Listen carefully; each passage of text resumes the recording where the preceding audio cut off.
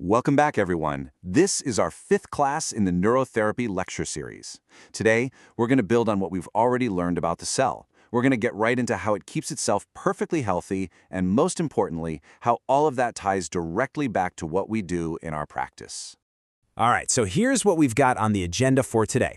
We're going to start with the cell's balancing act. You know, its internal world. Then we'll look at its essential parts, its gate, and its powerhouse. After that, we'll see how it cleans up after itself, and then we'll cover its life cycle. And to wrap it all up, we'll connect all this tiny, microscopic stuff to the big picture, our work in neurotherapy. Okay, first up, we really need to get our heads around the one principle that is absolutely key. It's the one thing that governs the health of every single cell and, by extension, our entire body.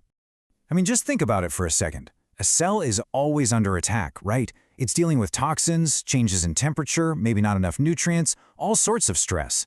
So how on earth does it manage to stay healthy through all of that? How does it thrive? Well, the answer is this incredible process called cellular homeostasis. It's like the cell has its own built-in intelligence, its own wisdom for self-regulation.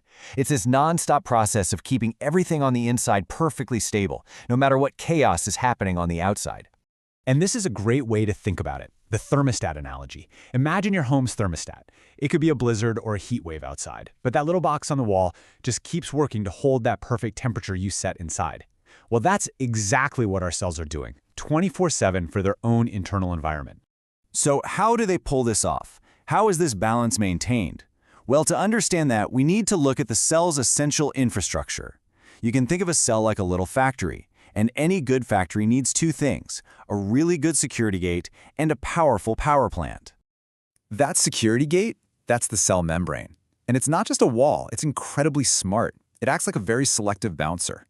Certain things, like oxygen, get a free pass. They can just slide right through. But for everything else, the membrane gets really picky about who it lets in and out.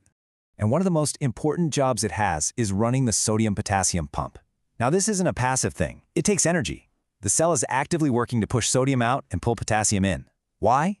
Well, this constant back and forth creates a tiny electrical charge. And that charge, that's the very spark that allows our nerves to send signals and our muscles to move. It's fundamental. And here's why this matters so much in the real world. You can see the clinical impact right here. When this delicate dance gets out of whack, the results can be serious. Too much sodium, for example, makes cells swell up with water. In the brain, that's cerebral edema. It's incredibly dangerous. On the other hand, if sodium is too low or if potassium is off balance, you're looking at things like muscle cramps, heart palpitations, and in the worst cases, even heart failure. Okay, so we've covered the gate. Now let's talk about the power plant, the mitochondria. You've got these little power factories inside every single cell. And their job is to take the fuel we eat, mostly glucose, and turn it into the energy that the cell can actually use. We call this energy ATP. And it's an amazing process, really. It's like a 3-step assembly line. And it is super efficient. Get this. From just one single molecule of sugar, the mitochondria can crank out over 30 ATP molecules. Now, this is a perfect example of why our work in neurotherapy is so vital. Think about something as simple as bad posture. It can actually squeeze off blood vessels, right? Which means less fuel gets to the mitochondria. And when that happens, the entire cell starts to feel the stress. All right, so our little cell factory has its security gate and its power plant. What else does it need?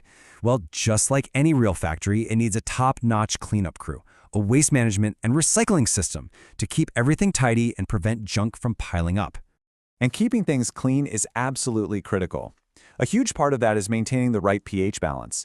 You see, the inside of the cell has to stay within this really narrow pH range, just between 7.2 and 7.4. Why? Because all the little enzymes that make the chemical reactions happen can only work in that specific environment.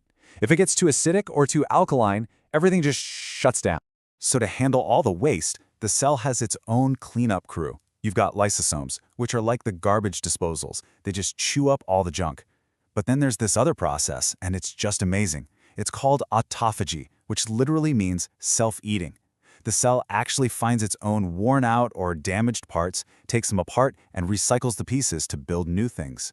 And that, right there, is a huge reason why things like fasting are so good for us. It gives our cells a break, a chance to really get in there and do a deep clean. It's important to remember that cells aren't just static little blobs. No, they are alive. They have their own life cycle. They grow, They divide and make new cells, and at the end of their life, they have a very organized, even dignified end.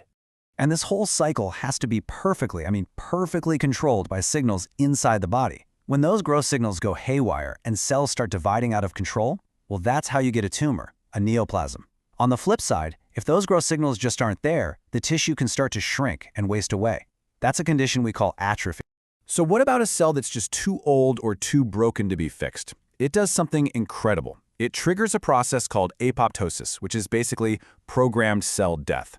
But it's not some messy, chaotic explosion. It's a very neat, very clean, controlled process where the cell just quietly dismantles itself. This protects all the healthy cells around it from any damage or inflammation. It's really like the cell's final selfless act. Okay, now we get to the part that brings it all home. This is where we take everything we've just learned about the amazing world of the cell and connect it directly to the core principle of neurotherapy.